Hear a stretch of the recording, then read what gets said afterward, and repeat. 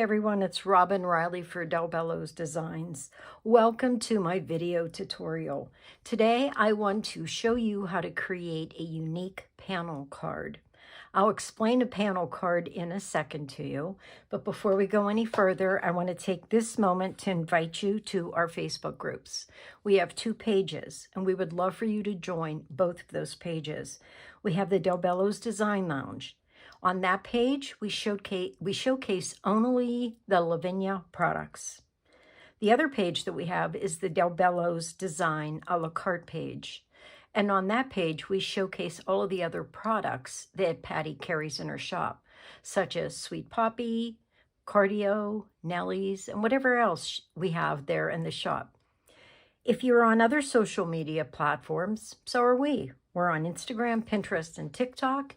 And if you want to find us there, all you need to do is search the hashtag Bello's Designs. So this is the card I'm going to recreate for you today. I call this a panel card. Typically, a panel card has this section, a panel, in it. It can be placed anywhere on the card. That is up to your liking. Except I'm just going to do this a little differently. I watched a technique on YouTube by Natasha Foote, and she created a real unique background. And I'm going to show you that technique, and I just kind of implemented it into a different type of panel card. So let's look at the supplies that I'm going to be using. So for my inks, I'll be using Elements inks today. 2 colors, Russet Orange and Truffle. I will be stamping in VersaFine Claire Pine Cone.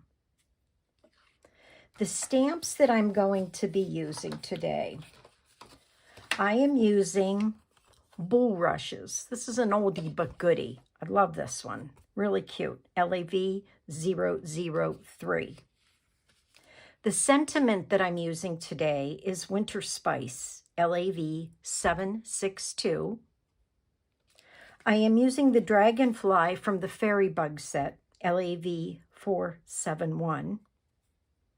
For my panel, I am using the border stamp called Ivy, LAV320, but wait till you see how I use it. Totally different. You will need a piece of copy paper that you scrunch into a ball. You will need, if you want, a brown Sharpie to create that faux frame around the edge of the card. A bone folder will be needed if you are creasing the card base. The adhesive that I'm using will be the Art Glitter Designer's Dry Clear Adhesive. I will be using an acrylic block along with my Misty.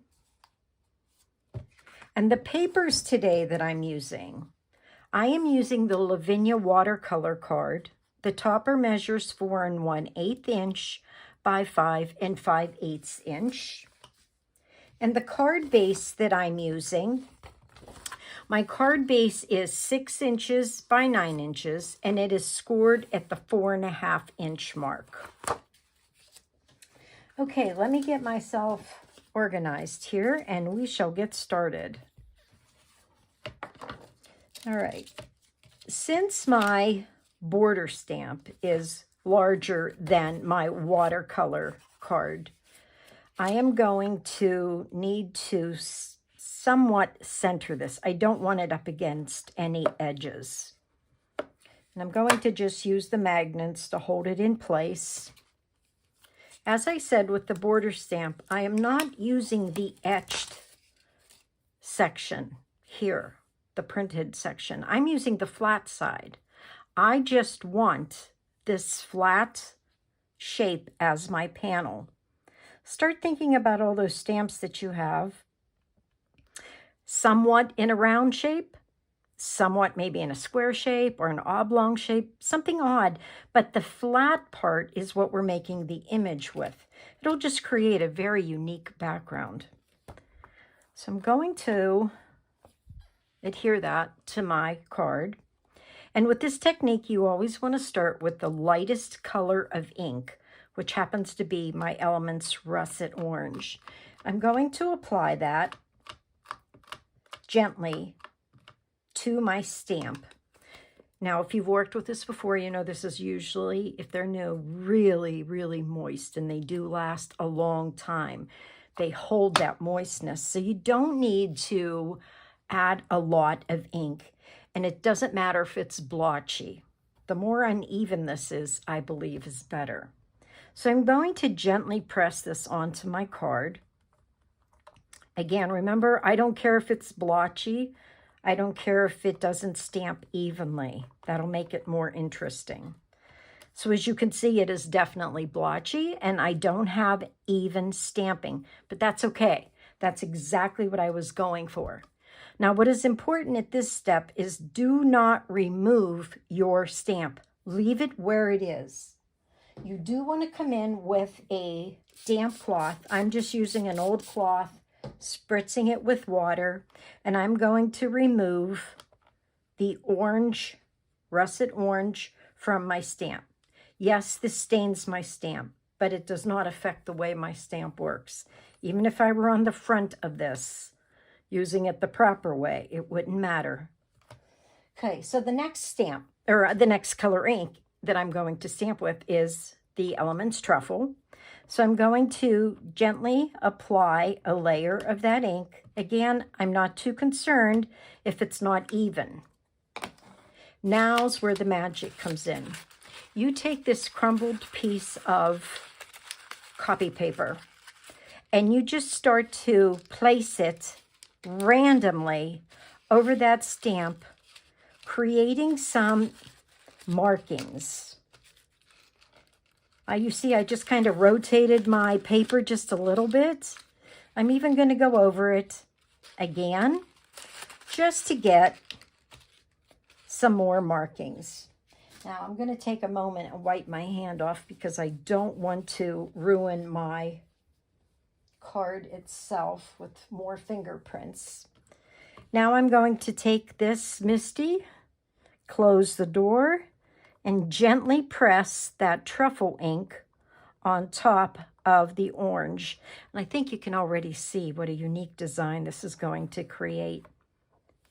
Oh yeah, that is awesome. That came out better than I expected. That's really cool. Okay, again, I'm just going to take my damp cloth, wipe down my stamp. There we go, and get it out of the way. Once again, I want to wipe my hands off. I'm just spraying them with water here off to the side and drying them on a piece of paper towel. I don't need any fingerprints, that is for sure. So isn't that a fun way to create a background? So just think, if you had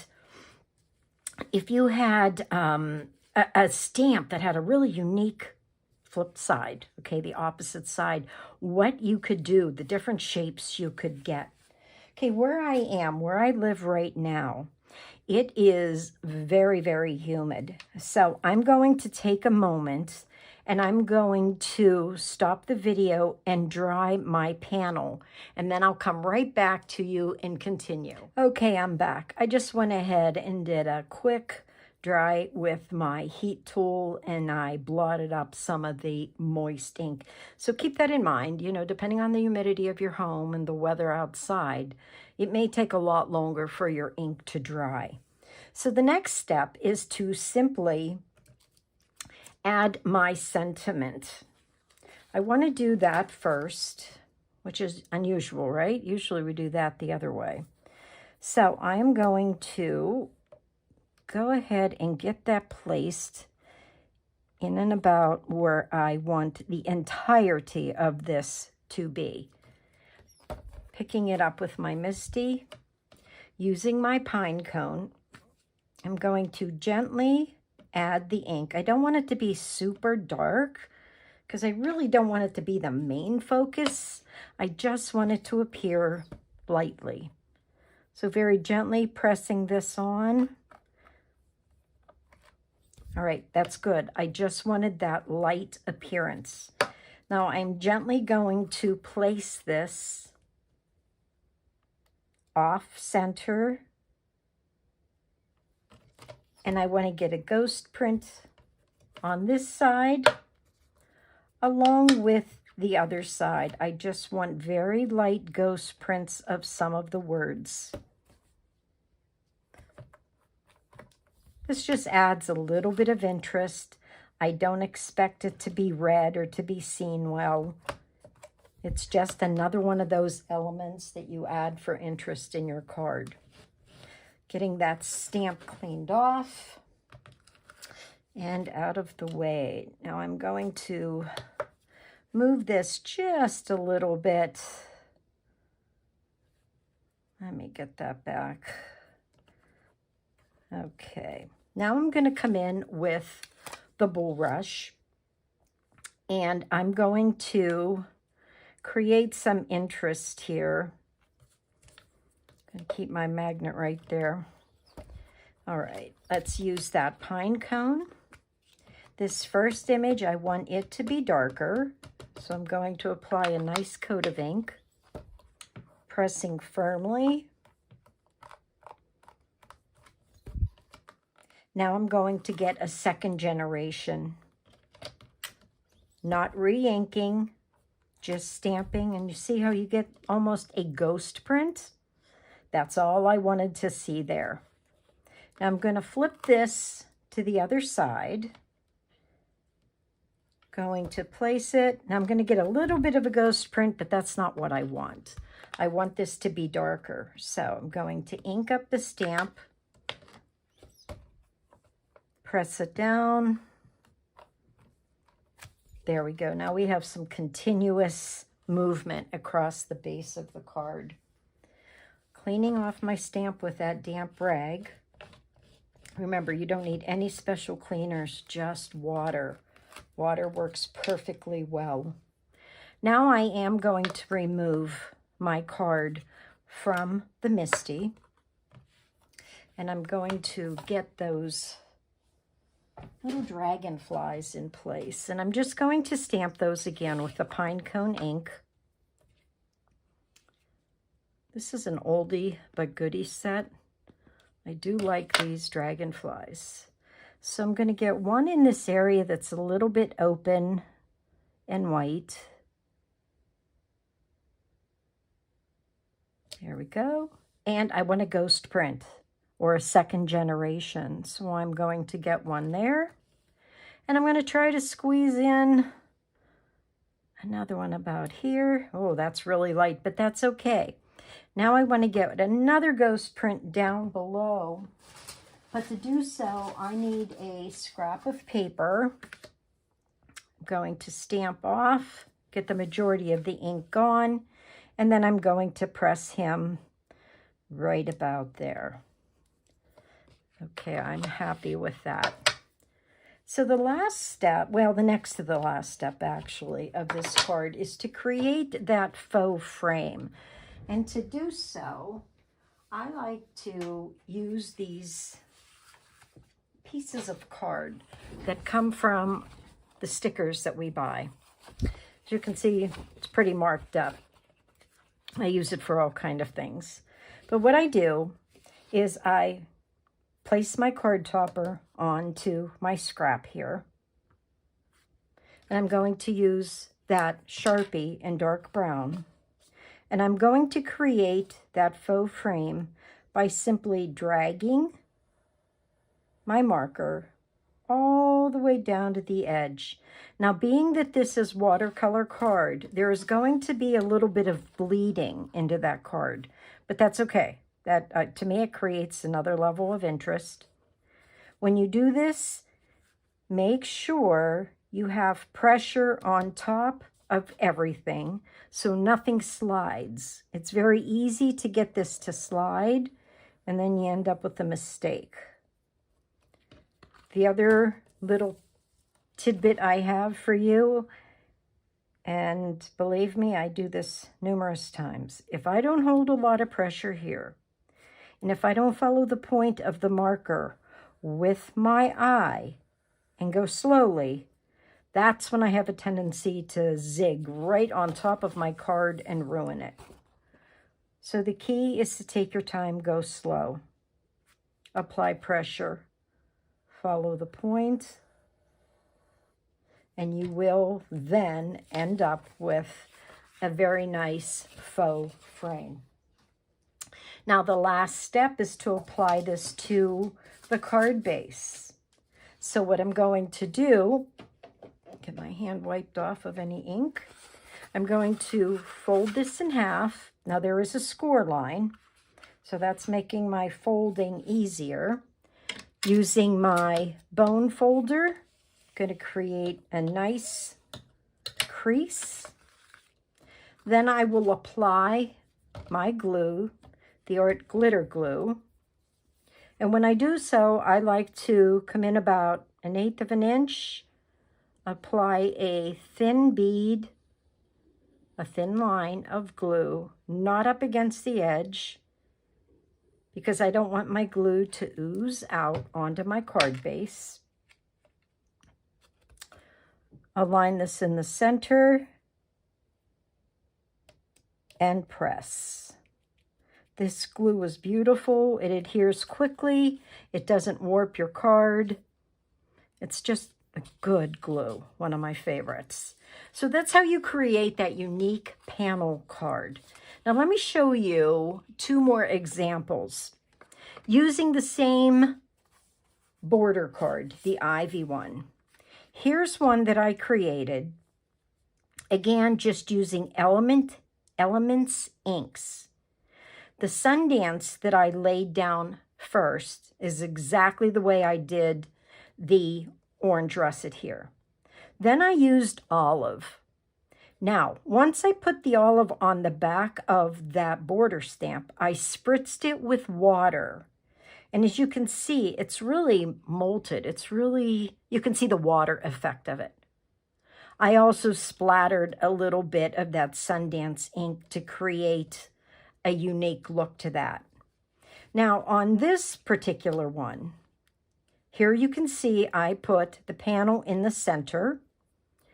And, hang on a second, I believe that purple was called Violet Chalk that I used. Now, with the Violet Chalk, I applied it to the back of my stamp, spritzed it with water, and then placed it in the center. Once I was done with that, I removed it, used VersaFine Clair on the side of the stamp that is etched. And you can see the patterning of the ivy with the use of the Nocturne VersaFine Clair. I also added a little bit to create some interest in the background with ink that was left on the stamp. So I hope this gives you an idea of how to create a unique background just by using the back side of a stamp, not even what it's meant for. I love finding alternative ways to use what I have in my stash. This was a great way to create a very unique background. So if you give this a go, how about posting it on the proper page in Facebook, tagging me so that I can see what you've done and everyone else can see what you've done. I hope I taught you something a little different and something that you'd like to give it a try. This is the easiest. So much fun because there's no way to mess this up. It's pretty forgiving. So I hope you try, enjoy, and have a great time doing it. Thanks again for watching. Bye-bye.